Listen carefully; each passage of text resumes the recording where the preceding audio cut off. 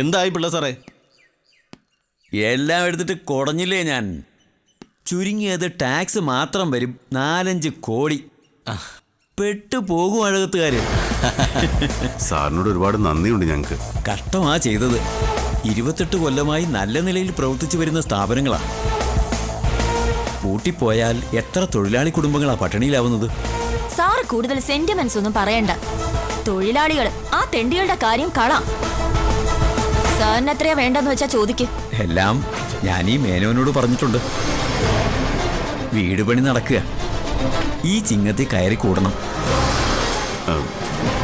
ഒക്കെ ഞങ്ങൾ ഏറ്റു. ഇനി എത്ര ദിവസം കാത്തിരിക്കേണ്ടി വരുമെന്നറിയാവോ?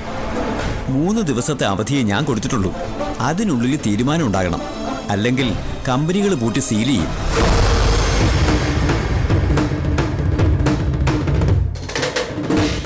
ദിവസം അഴകത്തെ അധികാരങ്ങളിലേക്ക് ഇടിമിന്നൽ പോലെ കയറി ചെല്ലാൻ ഇനി 3 ദിവസം.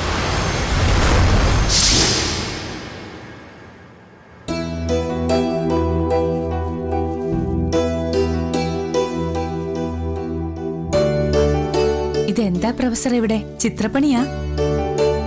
ഒരു ഗർഭിണിക്ക് കിട്ടേണ്ട ഏറ്റവും നല്ല പരിചരണം എന്താന്ന് നിനക്കറിയോ? എനിക്കറിയാം. പിന്നെ അറിയാം. അങ്ങോട്ട് തിരിഞ്ഞു കിടക്കരുത്, ഇങ്ങോട്ട് തിരിഞ്ഞു കിടക്കരുത് എന്നൊക്കെയല്ലേ? എടി, ഗർഭിണിക്ക് പരിചരണം വേണ്ടത് ശരീരത്തേക്കാൾ കൂടുതൽ മനസ്സിനാ. അമ്മയ്ക്കും കുഞ്ഞിനും ഒരുപോലത്തെ മനസ്സായിരിക്കണം. പൂ പോലത്തെ മനസ്സ്. ഇതെന്തൊക്കെയാ ഇത്? പ്രൊഫസർക്ക് ഭാവന വളർന്നതാ കുട്ടി. നിന്റെ മനസ്സിനെ പരിചരിക്കാനുള്ള പുറപ്പാടാ. ഇനി സദാസമയവും ഈ ചിത്രങ്ങളൊക്കെ കണ്ടോണ്ടിരുന്നോണം. എന്നെ കളിയാക്കിയതാ മോളെ. കളിയാക്കിയതാണെങ്കിലും അല്ലെങ്കിലും എനിക്കിഷ്ടായി. ഈ ചിത്രങ്ങൾ മാത്രമല്ല, ഈ പ്രൊഫസറെ.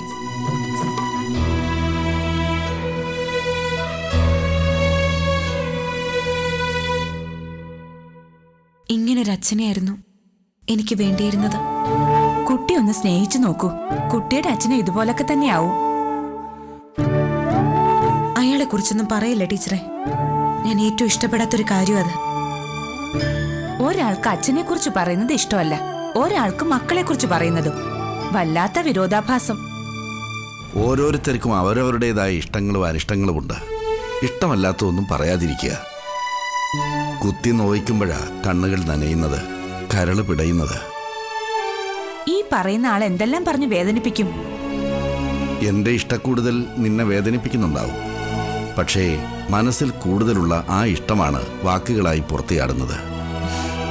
അല്ല, എന്നെ ഇവിടെ താമസിക്കാൻ സമ്മതിച്ചത് എന്തുകൊണ്ടാ? ആനന്ദിനെ പ്രൊഫസർക്ക് വലിയ കാര്യമാ. ആനന്ദ് വന്ന് കുട്ടിയെക്കുറിച്ച് എല്ലാം പറഞ്ഞു. അങ്ങനെ ആരെയും പ്രൊഫസർക്ക് ഇഷ്ടപ്പെടുന്നതല്ല. ഇതെന്തോ കുട്ടി വന്ന് താമസിച്ചോട്ടെ എന്ന് പറഞ്ഞു. അതെന്താ സർ? എന്നോട് സാറിന് സഹതാപം തോന്നിയോ? ഇല്ല, എന്റെ ആവശ്യത്തിനാ മോളെ ഇങ്ങോട്ട് കൊണ്ടുവരാൻ പറഞ്ഞത്. അച്ഛന്റെ സ്നേഹം ആവശ്യമുള്ള ഒരു മകളെ എനിക്ക് വേണമായിരുന്നു. പ്രൊഫസർക്കൊരു മകളുണ്ടെന്നാ ആനന്ദ് സാർ പറഞ്ഞത്. പിന്നെന്താ? പ്രൊഫസർ പറഞ്ഞതിൽ തന്നെ അതിന്റെ ഉത്തരവും ഉണ്ട്.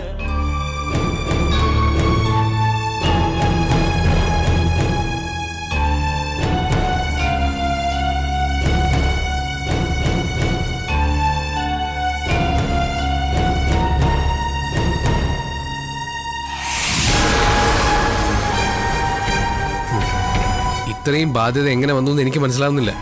കഴിഞ്ഞ 3 മാസം മുമ്പ് വരെ യാതൊരുവിധ പ്രശ്നങ്ങളും ഉണ്ടായിരുന്നില്ല. പെട്ടെന്നൊരു പ്രതിസന്ധി ഉണ്ടാവേണ്ട ഒരു കാര്യമില്ല. ഒരു കാര്യം ഞാൻ ചോദിക്കട്ടെ കവിത, ഈ കഴിഞ്ഞ 3 മാസമായിട്ട് കണക്കുകളെല്ലാം കവിതയും പരിശോധിക്കാറില്ലേ? എന്നിട്ടും ഈ ടാക്സിന്റെ പ്രശ്നം വന്നത് നീ അറിഞ്ഞില്ലേ? എനിക്ക് ചെറിയ സംശയങ്ങളുണ്ടായിരുന്നു. പക്ഷേ അതൊന്നും ഉറപ്പിച്ചു പറയാൻ എനിക്ക് കഴിയില്ലായിരുന്നു. അനന്തുവിന്റെ സ്റ്റാഫുകളിൽ പലരും ചതിയന്മാരാ. ആ അഡ്വക്കേറ്റ് രവി മേനോൻ മാത്രമാണ് സത്യസന്ധമായി കാര്യങ്ങൾ ചെയ്യുന്നത്. പക്ഷേ ഫയലുകളൊന്നും നോക്കുന്നത് അയാളല്ലല്ലോ. ഞാൻ എൻ്റെ സ്റ്റാഫുകളെ പൂർണ്ണമായിട്ട് വിശ്വസിച്ചു. അങ്ങനെ പാടില്ലായിരുന്നു അല്ലേ? ഒക്കെ കള്ളക്കൂട്ടങ്ങൾ അനന്തു. വർഷങ്ങളായിട്ട് അഴകത്തെ സ്ഥാപനങ്ങളെയെല്ലാം വിഴുങ്ങിക്കൊണ്ടിരിക്കുക അവര്. അനന്തും ഒന്നും അറിഞ്ഞില്ല. ഇപ്പോ ഞാൻ കണക്കുകൾ പരിശോധിച്ചു തുടങ്ങിയ ശേഷമാ കുറച്ചെങ്കിലും സ്റ്റാഫുകൾക്ക് പേടി തോന്നിയത്. കവിത, എങ്ങനെയെങ്കിലും പണം ഉണ്ടാക്കി എല്ലാം സെറ്റിൽ ചെയ്യണം. നമ്മളോ? അനന്തു സെറ്റിൽമെന്റിനൊന്നും പോവണ്ട.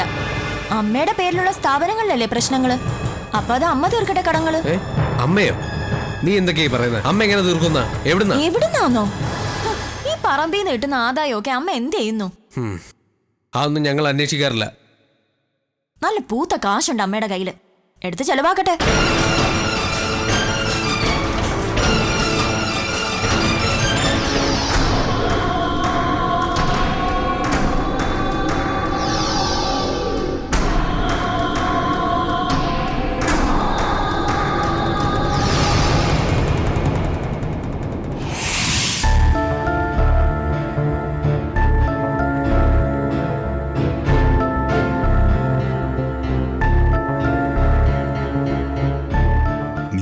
വിഷമിച്ച് BP കൂട്ടിയാൽ സ്വന്തം ശരീരത്തിന് തന്നെയാ കേട്. എന്തെങ്കിലും ഒരു വഴി കണ്ടുപിടിക്കാൻ നമുക്ക്. നീ ഒന്ന് സമാധാനപ്പെട്. എന്തെങ്കിലും ഒരു വഴി കണ്ടുപിടിക്കും ഉണ്ണിയേട്ട. കാശൊക്കെ നമ്മൾ എങ്ങനെയെങ്കിലും അടയ്ക്കും. എന്റെ മുന്നിലുള്ള പ്രശ്നം അതല്ല, ഇതെങ്ങനെ സംഭവിച്ചു എന്നുള്ളതാ. സർക്കാരിലേക്ക് പണം അടയ്ക്കാൻ ഇത്രയും കുടിശ്ശിക വരുത്തേണ്ട കാര്യമില്ലല്ലോ. ഇനി അനന്തും എങ്ങാനും കൃത്യമായിട്ട് കണക്ക് കാണിക്കാത്തതാണോ? ഒരു കമ്പനിയും വരുമാനത്തിന്റെ കൃത്യമായ കണക്കൊന്നും കൊടുക്കാറില്ല.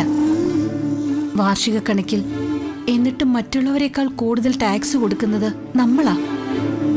പിന്നെ ഇതെങ്ങനെ സംഭവിച്ചു? നമ്മളെ ഒറ്റക്കൊടുക്കാൻ മാത്രം ആരാ ശത്രുക്കള്? കച്ചവടങ്ങൾ ശത്രുക്കളെ ക്ഷണിച്ചു വരുത്തുന്ന ഏർപ്പാടാണ്. ആർക്കാ ഒറ്റുകൊടുക്കാൻ മേലാത്തത്? അങ്ങനെയൊന്നുമല്ല.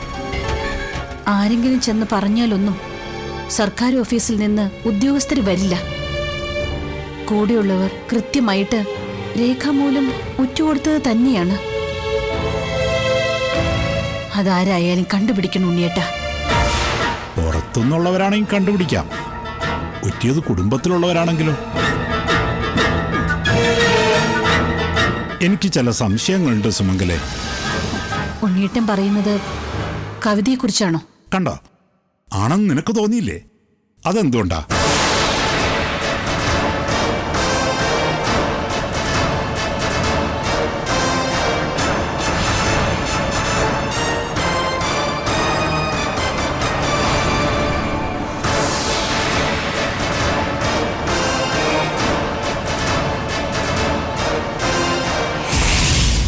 അഭിരാമി, നീ ഒരു ഡോക്ടറാണെന്നും തന്റേടിയാണെന്നും ഒക്കെ എനിക്കറിയാം. അതുകൊണ്ട് തന്നെ നിന്നോടൊരു വഴക്കിന് ഞാനില്ല. എനിക്ക് സംസാരിച്ച് മുഷിയാൻ വയ്യ. എനിക്കും ഒരുപാട് സംസാരിച്ചേറാൻ വയ്യ ഗീതേച്ചി. പറയാനുള്ളത് എന്തായാലും നമുക്ക് ചുരുക്കി പറയാം. എന്താ ഗീതേച്ചിക്ക് എന്നോട് പറയാനുള്ളത്? ആദ്യം നീ ഈ ഗീതേച്ചി എന്നുള്ള വിളി നിർത്തണം. എന്നെ എല്ലാവരും അമ്മയെന്നാ വിളിക്കാറ്, ഗീതാമ്മ. ക്ഷമിക്കണം, എന്റെ മനസ്സിൽ നിങ്ങൾക്കൊരമ്മയുടെ സ്ഥാനമില്ല. മനസ്സിലുള്ളത് മാത്രം പ്രകടിപ്പിക്കാനേ എനിക്കറിയൂ. എനിക്കിവിടെ ഒരു സ്ഥാനവും തരാത്ത നീ ഇവിടെ താമസിക്കുന്നതിനോട് എനിക്ക് ഒട്ടും യോജിപ്പില്ല. ഞങ്ങളുടെ ചെറുക്കൻ ഒരു പാവമാ. അവന്റെ ജീവിതത്തിൽ നീ ഒരു കരടായിട്ട് നിൽക്കരുത്. ഞാനിപ്പോ എന്ത് വേണമെന്നാ ഗീതേച്ചി പറയുന്നേ? ഒഴിവാകണം. ഈ ബന്ധം ഒഴിഞ്ഞു തരണം.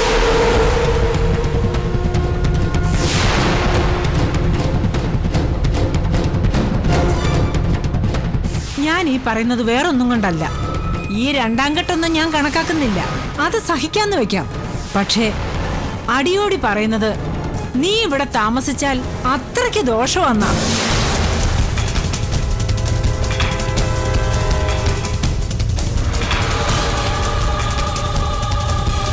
ആരെങ്കിലുമൊക്കെ മരിക്കുന്നതിന് മുമ്പ് നീ ഈ വീട് വിട്ട് പോണം. ഞാൻ പോകാന്ന് എത്ര വട്ടം പറഞ്ഞു. പക്ഷേ ഞാൻ പോകുമ്പോ കാർത്തിക്കിനെയും കൊണ്ടേ പോകൂ.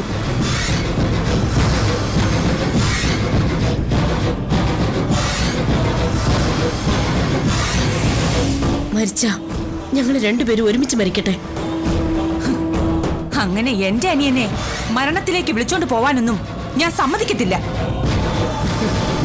നിങ്ങൾ ഒരു കാര്യം മനസ്സിലാക്കണം, എനിക്ക് എന്റെ ഭർത്താവിനെ വിളിച്ചുകൊണ്ട് പോവാൻ ഭർത്താവിന്റെ ചേച്ചിയുടെ അനുവാദം ആവശ്യമില്ല. പക്ഷേ കാർത്തിക് ഇവിടെ നിന്ന് പോണമെങ്കിൽ എന്റെ അനുവാദം വേണം. എന്റെ സമ്മതമില്ലാതെ ഈ പടി വിട്ട് പുറത്തു പോവില്ല അവൻ. ശരിയായിരിക്കും, ഞാനത് നിഷേധിക്കുന്നില്ല. അത്രയ്ക്ക് ആണത്തം കാണിക്കാനുള്ള കഴിവൊന്നും കാർത്തിക്കിനില്ല.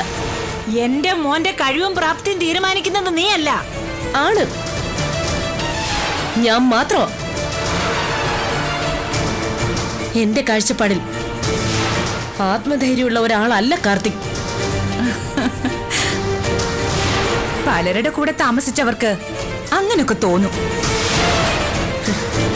ഒരാളുടെയും കൂടെ താമസിക്കാതെ വീട്ടുമുത്തിയായി ഇരിക്കുന്നതിനേക്കാളും നല്ലത് നിങ്ങൾ പറഞ്ഞത് തന്നെയാ.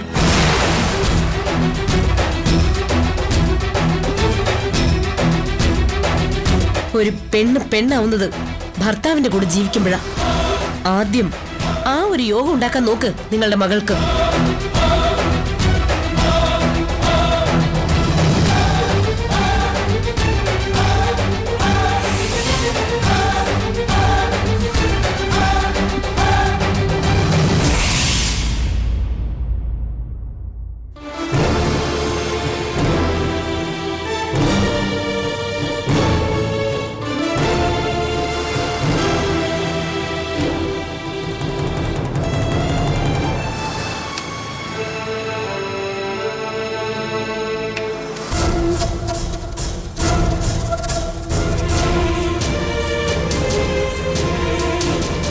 അമ്മേ, നേരം വെളുത്തിട്ട് ഇതുവരെ അമ്മ ഒന്നും കഴിച്ചിട്ടില്ല. ദാ ഈ നാരങ്ങ വെള്ളമെങ്കിലും കുടിക്ക്, ക്ഷീണമൊക്കെ മാറട്ടെ.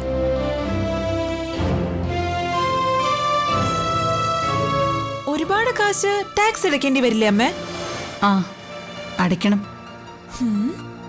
കമ്പനികളൊക്കെ അമ്മയുടെ പേരിലായതുകൊണ്ട് അടച്ചില്ലെങ്കിൽ അമ്മ ജയിലിൽ പോവേണ്ടി വരില്ലേ? എന്താ ഞാൻ ജയിലിൽ കിടക്കുന്നത് കാണണോ നിനക്ക്?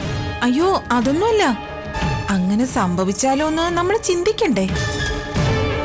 ആ, ഈ കമ്പനികളൊക്കെ ഉണ്ണിയമ്മയുടെ പേരിലായിരുന്നെങ്കിൽ കുഴപ്പമില്ലായിരുന്നു. അതെന്താടി എന്നെ ജയിലിലിടാനാ? അയ്യോ, വിടാനൊന്നുമല്ല. അഥവാ പോവേണ്ടി വന്നാലും ഉണ്ണിയമ്മയാവുമ്പോ കുഴപ്പമൊന്നുമില്ലല്ലോ. പെണ്ണും പെടക്കോഴിയും ഈ പ്രാരാബ്ദവും ഒന്നുമില്ല. ഒരു മോളുള്ളതിന് വേണ്ടതാനും. മൊത്തത്തില് ഉണ്ണിയമ്മ ഫ്രീ അല്ലേ?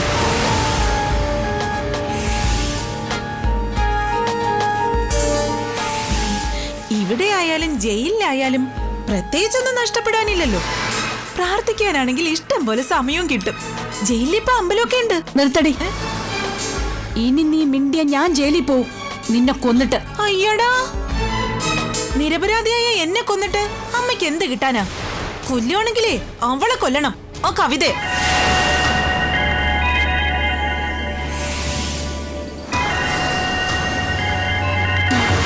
അഴകത്തെ വീട് നശിച്ചു കാണാൻ ആഗ്രഹിക്കുന്ന ഒരേ ഒരാള് കവിതയാ.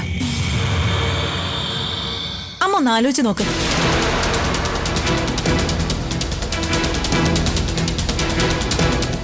അവൾ അനന്തുവിനോടൊപ്പം മിക്ക ദിവസവും കമ്പനിയിൽ പോകാറുണ്ട്.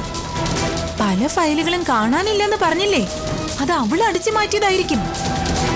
പല സ്റ്റാഫുകളെയും അവള് പോക്കറ്റിലാക്കിയിട്ടുണ്ടാവും. ആ വഴിക്ക് ഒന്നുകൂടി ഒന്ന് ആലോചിച്ച് നോക്ക്.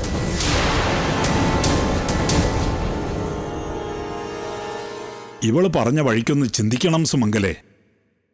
എനിക്കും സംശയമുണ്ട്. ചിലപ്പോഴെങ്കിലും കാര്യഗൗരവമുണ്ട് ഉൾക്ക്. ചിലപ്പോഴൊന്നുമല്ല, എപ്പോഴും ഉണ്ട്. ചെറിയ തലയാണെങ്കിലും എന്റെ തല നിറച്ച് ബുദ്ധിയാ. ഞാനത് പ്രകടിപ്പിക്കുന്നില്ലെന്നേ ഉള്ളൂ. നിറകുടം തുളുമ്പില്ലല്ലോ.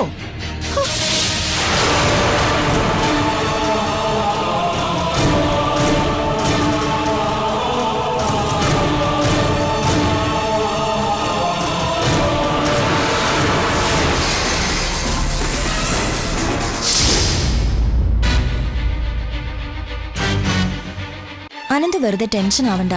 കാശടയ്ക്കാൻ ഒരു അവധി കിട്ടാതിരിക്കില്ല. എന്തായാലും എല്ലാരും എന്നെയല്ലേ കുറ്റപ്പെടുത്തുക? പിന്നെ നിന്നെ അല്ലാതെ വേറെ ആരെ കുറ്റപ്പെടുത്തണം? ഇവളെ കുറ്റപ്പെടുത്തട്ടെ? എന്നെയോ? ഞാനെന്താ ചെയ്തിട്ടാ? എന്തെങ്കിലും ചെയ്തോ എന്ന് തന്നെയാ എന്റെയും ചോദ്യം. 10-30 വർഷത്തെ ടാക്സ് കുടിശ്ശിക ഉണ്ടായതിന് 3-4 മാസം മുമ്പ് വന്ന ഞാൻ എന്ത് ചെയ്തെന്നാ? അതാ എനിക്കും അറിയേണ്ടത്. വർഷങ്ങളായിട്ട് ഒരു ചെറിയ കുഴപ്പം പോലും ഇല്ലാതിരുന്ന കമ്പനികൾക്ക് ഈ 5-6 മാസങ്ങൾ കൊണ്ട് എന്താ സംഭവിച്ചത്?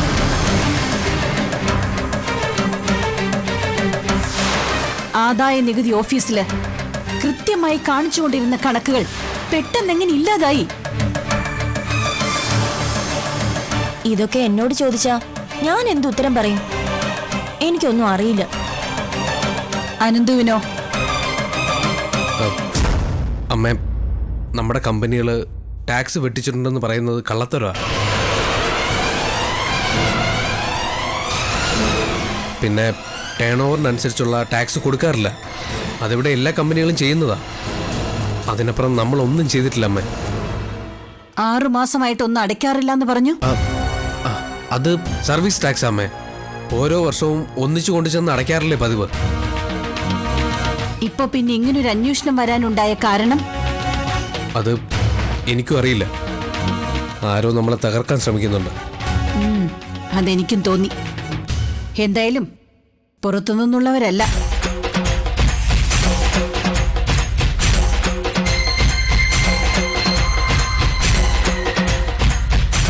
അമ്മയുടെ നോട്ടം കണ്ടാൽ അറിയാം സംശയം എന്നെയാണെന്ന്. ഞാൻ തർക്കിച്ച് എന്റെ ഭാഗം ന്യായീകരിക്കുന്നില്ല. പക്ഷെ ഒരു കാര്യം ഓർക്കണം, ഒരു ജോലിയോടും പദവിയോടുമൊക്കെയുള്ള ആഗ്രഹത്തിൽ കവിഞ്ഞ് കമ്പനി നശിച്ചു പോണമെന്നൊന്നും ഞാൻ വിചാരിക്കില്ല. എനിക്കതിന്റെ ആവശ്യമില്ല. വിശ്വസിക്കുന്നെങ്കിൽ വിശ്വസിക്ക്. വിശ്വസിക്കില്ല. ഇനി ആരെയും വിശ്വസിക്കില്ല ഞാൻ. ഈ പ്രശ്നങ്ങൾക്കൊക്കെ ഉടൻ പരിഹാരം കണ്ടോളണം. ഇല്ലെങ്കിൽ ഞാൻ പരിഹരിക്കും.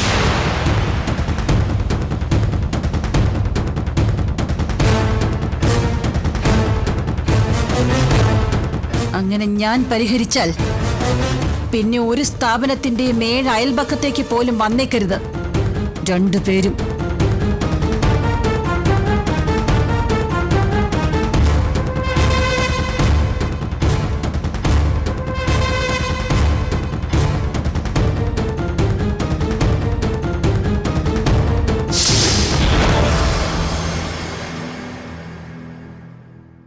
എന്താ അരവിന്ദേട്ടാ? എന്ത് ചെയ്യുമെന്ന് ആലോചിക്കായിരുന്നു. നമ്മുടെ സ്ഥാപനങ്ങളിലൊന്നും ഞാൻ പോവാറില്ലായിരുന്നു. ഒരിക്കലും അതിന്റെ ആവശ്യം ഉണ്ടായിരുന്നില്ല. കോളേജ് കഴിഞ്ഞപ്പോൾ മുതൽ അനന്ത് ബിസിനസിന്റെ പുറകെ. അവനെ കൊണ്ട് അത് നോക്കി നടത്താനുള്ള കഴിവുണ്ടായിരുന്നു. പക്ഷേ ഇപ്പോ എന്ത് പറ്റിയെന്ന് എനിക്ക് മനസ്സിലാവാത്തത്. ഇപ്പൊ എന്ത് പറ്റിയെന്ന് ഞാൻ പറയട്ടെ.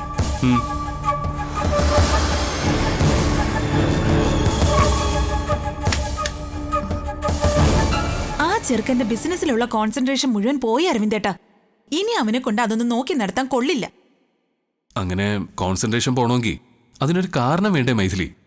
കാരണം ഉണ്ട് അരവിന്ദേട്ടാ. കവിത വന്നു കയറിയതിനു ശേഷം ആ ചെറുക്കൻ നശിക്കാൻ തുടങ്ങിയത്. അരവിന്ദേട്ടന് ഓർമ്മയുണ്ടോ? ബാലാമണിയുമായിട്ട് ഒരുമിച്ച് ജീവിക്കുമ്പോ അനന്തു എന്നും കുടിച്ചിട്ട് വന്ന് വഴക്കായിരുന്നു. എന്നിട്ടും അവന്റെ ബിസിനസ്സിനൊന്നും ഒരു കുഴപ്പം വന്നില്ലല്ലോ. അതെന്താ? എന്താന്ന് ചോദിച്ചാ കുടുംബം വേറെ, ബിസിനസ് വേറെ. അതവനറിയായിരുന്നു. അറിയായിരുന്നു. പക്ഷേ ഇപ്പൊ അതറിയില്ല. ഞാൻ പറയുമ്പോ കുശുമ പറയാന്ന് തോന്നരുത്. അവനെ മനഃപൂർവ്വം ആ കവിത നശിപ്പിക്കുന്നതാ. അവന്റെ ശ്രദ്ധയെല്ലാം മാറ്റിച്ച് സകല സ്ഥാപനങ്ങളും പൂട്ടിക്കാനാ അവളുടെ പദ്ധതി. ആ പൊട്ടനെ അത് ഇതുവരെ മനസ്സിലായിട്ടില്ല.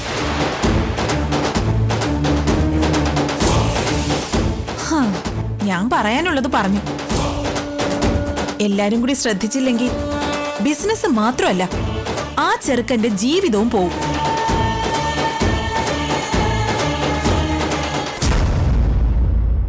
ചിലപ്പോ അവൻ മരിച്ചു പോയെന്നും വരും.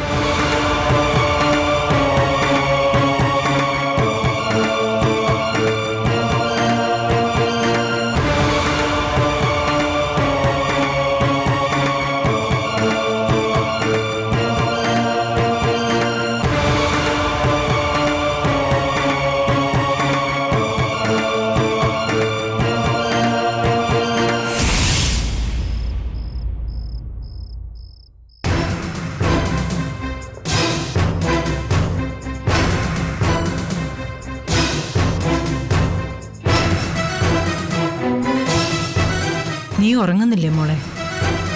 ഉറക്കം വരണ്ടേ? കണ്ണടയ്ക്കുമ്പോ പേടിയാ. കാലന്റെ രൂപത്തില് കയറുമായിട്ട് അഭിരാമിയുടെ രൂപം.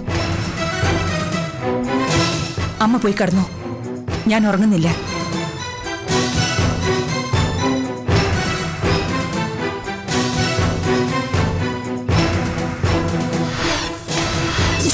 ഞാനൊരു സുദർശനം ചെയ്തു നോക്കാം. അതിലൂടെ ദോഷങ്ങളൊന്ന് ഒതുക്കി നിർത്താൻ ശ്രമിക്കാം. എന്തായാലും ഹോമം കഴിഞ്ഞു മതി ഭാര്യാഭർത്തൃബന്ധം.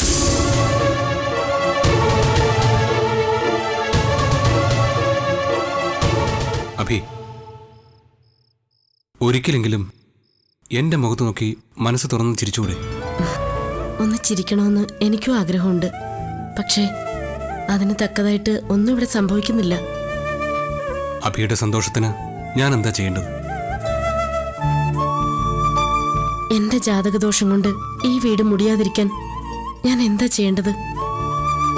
അടിയോടി വന്ന് കവടി നിർത്തിയതൊന്നും ഞാൻ വിശ്വസിക്കുന്നില്ല. എനിക്ക് പ്രിയപ്പെട്ടത് നീ മാത്രമാണ്. എത്രമാത്രം നിന്നെ ഞാൻ സ്നേഹിക്കുന്നുണ്ടെന്ന് ഞാൻ പറഞ്ഞറിയിക്കണോ അഭി? എന്റെ ധർമ്മസങ്കടങ്ങൾ നീ തിരിച്ചറിയുന്നില്ല.